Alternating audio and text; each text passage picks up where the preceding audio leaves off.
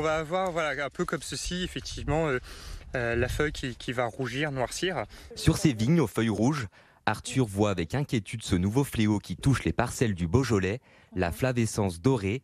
Apparue depuis 5 ans, sa croissance s'accélère. C'est une maladie véhiculée par un petit insecte.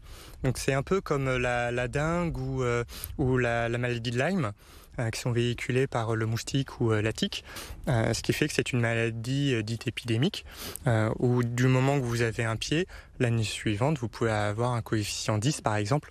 615 parcelles sont contaminées par cette maladie sur les 15 000 hectares de vignobles. La surveillance est donc renforcée.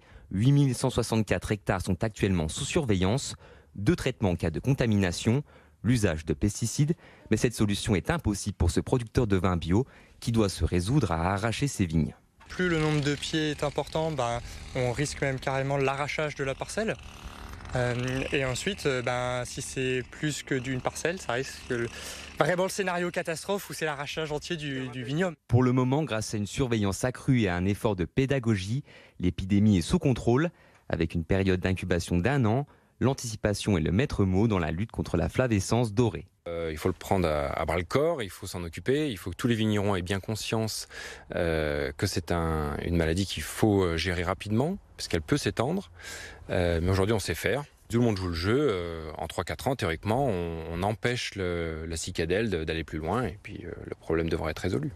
Dans le Beaujolais, la flavescence dorée est présente sur 43 communes, contre 3 en 2014.